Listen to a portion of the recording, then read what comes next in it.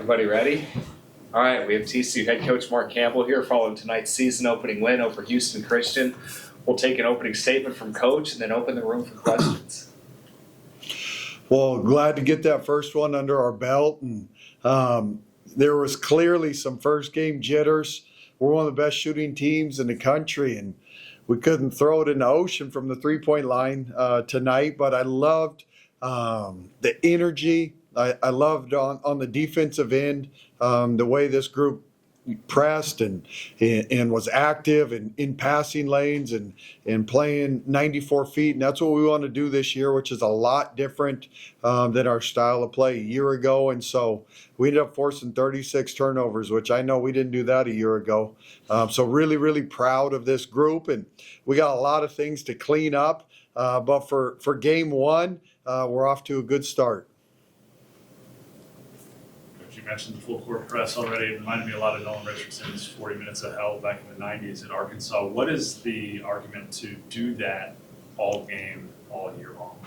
Yeah, I think one of our strengths is our depth that we have, particularly at the guard position. And we need to wear on teams and make it hard and uncomfortable. And you want to play fast. I think one of our strengths with this year's team is to get the game going up tempo. I think our guards are so talented in the open court.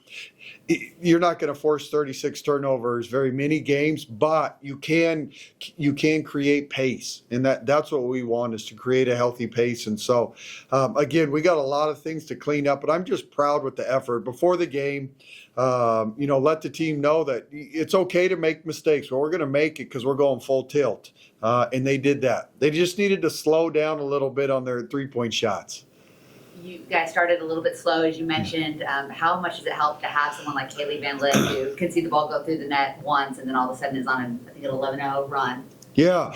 You got to remember, half the teams know, in today's era of college basketball, college athletics, with the portal, you got to get kids acclimated and you got to get them playing together.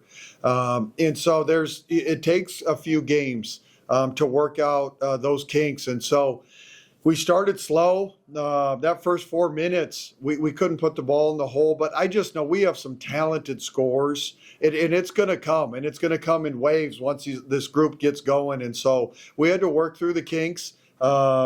But we did, and Haley, like you said, she was really efficient tonight. She scored 21 on 14 shots. But what I'm proud of Haley, she impacted the game in many ways. 7 assists, 6 steals, 5 rebounds.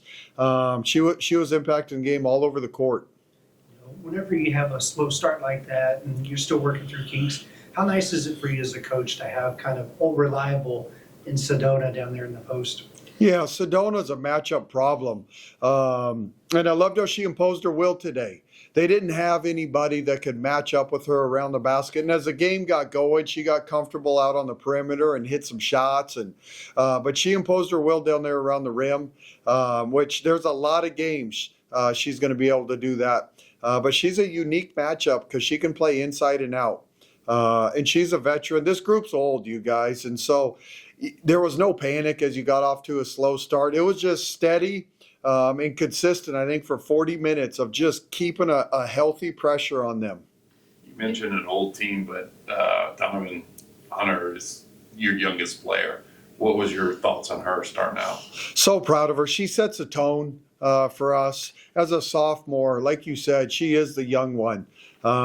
She had a lot of experience from her freshman year and going to an Elite Eight. But you guys, Donovan is one of the most humble, unselfish winners that I've ever coached. She truly has no ego. And she's willing to do all the dirty work and compete for 94 feet, stop the ball every possession she's on the court. And then she pushes the tempo. Obviously, she's got playmakers everywhere, and she does an incredible job sharing the ball. And she does it with the most humble spirit. But Donovan is one of those keys for us, and she makes the whole thing go, to be honest. Going into this season, there's a lot of talk about depth and all these new pieces for this team. you came out with 4-guard lineup. Is that something that you're going to kind of stick with 4-guard lineup, or are you going to kind of see how things go? Yeah, to be honest, the starting lineup, I could see that changing game by game, team by team. I think we're strength in numbers. I think Golden State used to use that at one point, and I think we got a similar deal. And so we got a player. We can play big, we can play small. Today we played 4 guards around Sedona, and ideally we want to spread the court and allow our playmakers to have space. And so, again, I know we'll shoot better. It's great that you can score 78 and go 3 for 21 from the 3-point line. I don't know if that'll happen again all season. I know the turnovers skew this a little bit because of what you guys did in that regard tonight, but lost the rebounding battle by about 12, I think. So just talk about that a little bit. Yeah, again, there's things we got to clean up. We had plenty of missed shots that we got to go get extra possessions for. And one of those things, if you play 4 guards, you're not as traditionally big. That's no excuse. We got to fly around. Aaliyah came in, and I thought Aaliyah did a great job and gave us great minutes. She was active and impacted the game. But we got to be able to scrap out extra possessions. That's one of the big keys I think we got to get better at. We'll get back and watch the film. I think defensively in the half court, there's some things we got to clean up.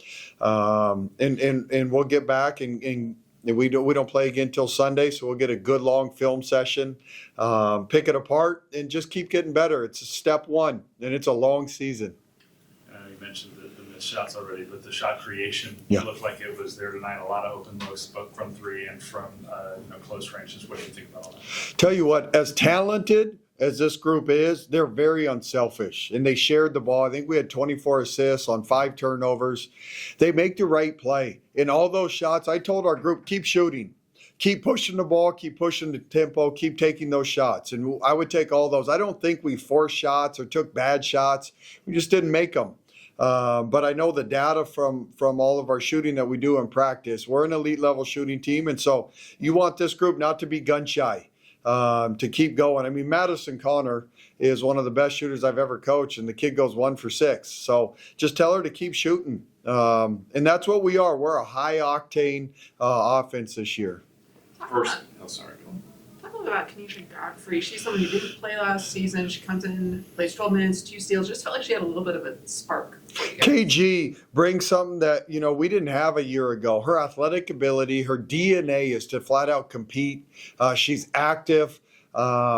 And she's a spark plug for us. She gives us something we didn't have a year ago, and she complements all the other pieces.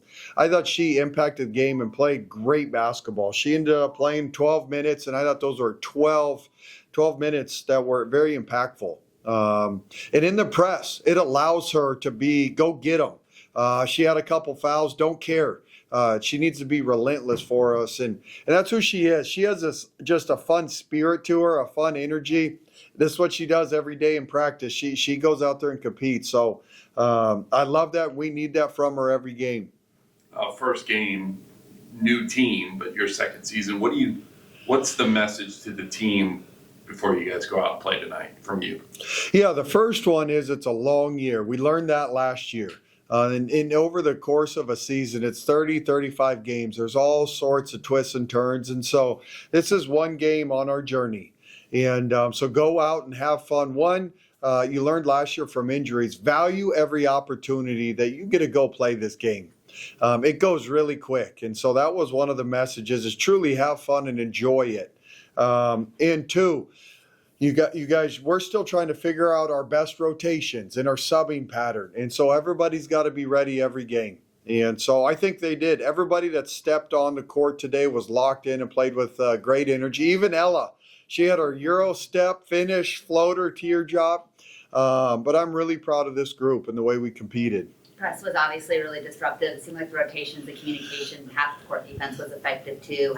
What did you think of that for game 1 with this group? Yeah, it was better than I expected, to be honest. When you're practicing against each other, this group has gone 14 weeks straight of playing against each other. It's a long time. You got 8 weeks in the summer, which they did. They were awesome. And then you come back and you get 6 weeks to get ready for the season. And so we went to dinner Sunday to celebrate. We haven't killed each other. We still enjoy each other after 14 weeks. And so when you go in, to the season and get to compete against someone else, there's a lot of things that you got to work out and work through. And so defensively in the press, didn't know how it would look exactly, but it was better than our staff anticipated. I want to give a shout out. Ola did the scout for us today. This was her first official scout. She did phenomenal. You guys on these things, your staff plays such a huge role in preparation to get ready for these teams, and we got an incredible staff. But I want to make sure I give a shout out. So if I ever forget, you guys ask me who did the scout, help me out on this. But Ola was phenomenal, locked in, and had the team ready. You talked about rotations and the starting five changing. You were also without two players tonight, Maddie Shear and Adi Seminoku. How much do you anticipate them contributing when they're able to come back? Yeah, those are two pretty good players, and they'll be back soon. And so totally different. Agnes was the backbone of our team last year, has a similar DNA to KG with her physical presence. You feel Agnes when she plays. You feel her on the glass. Man, she would have had a field day on the offensive rebounds today with all her missed shots. And she's an elite shooter, so she probably would have made some. But excited to get Agnes back. And she's so versatile because she allows us to play the small ball, but she brings that physical presence. And then Maddie's one of the best guards in college basketball. And so it's another playmaker, has an incredible feel and can really shoot it. And so those two kids, were excited to get them back in the press, but into the mix. But it goes back to our press. We got to play 94 feet for 40 minutes every game, and teams got to feel us, and there's got to be chaos, and it's got to be a little havoc that's going on, so that our guards can get out there and start finding people. So, having those two kids just brings more depth. Last year, after game one, you said you felt like a kid on Christmas morning coaching. You still got the same feeling headed into year two? No doubt. Didn't sleep last night from just pure excitement. Yeah, it's like Christmas Day for adults. You don't sleep, you're excited. I was up at 5:30 ready to go. The rest of my house was sleeping. My wife and daughters probably think I'm nuts. But it's yesterday was awesome. Our staff's watching games all day. You got the TV on in the background while you're doing all your game prep, and you're following the score and the other Big 12 teams and our opportunity to compete today. And our men, man, They put on a great performance last night. Got to come watch those guys, and they play the game fun and share the ball, and they got a really good group. But it was inspiring to watch them come here last night and handle their business. So it's the best time of the year right now. What was the go-to coffee this morning? Oh, I hit Common Grounds, you guys. That's my go-to, and got to give them a special shout out. I'm there all the time. I'm a regular, so they know my order over there. But Ampersand's up now. It was out all summer. But those are my two spots. So if you guys ever need to find me in the afternoon, I'm usually drinking coffee at one of those two spots with my laptop on Synergy. You already mentioned her, but how proud were you of Ella tonight in her few minutes there at the end of the game, and just what does she mean to the character of this team? Ella, you guys, her story is one of the coolest things. I mean, this has been 18 years in college basketball, and Ella's story is just incredible. A year ago, we're down and out. We have open tryouts, and all four of those kids were awesome. All four of them have different backstories. But Ella's the one that loves basketball. It's something that's really important to her. And this is a huge time commitment that you ask of these kids. And so those other three gave us and helped us get through the season a year ago. And then, we talked to each one of them, and Ella was the one that was all in, and I want to come back and compete. And she was here from day one of summer training. She spent all 14 weeks with the team, has done every lift, every workout. I can't say enough about Ella and what she means to our team. The players love her. The bench erupted when she made her bucket, but she's humble and quiet. and an amazing teammate. So I can't say enough good things about Ella. She's someone that's very special to our program.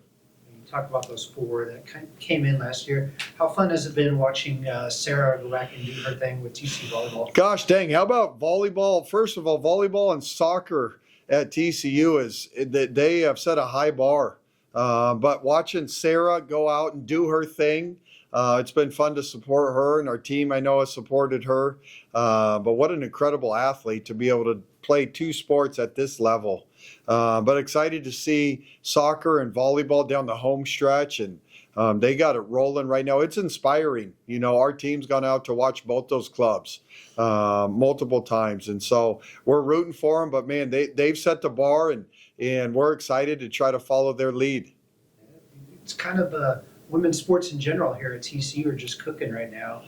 Now it's your time to carry the. There's some pressure to live up to volleyball and soccer, you guys, but we're going to try to do our part. And you guys, we got a chance to have a very, very special season. Anything else for Coach?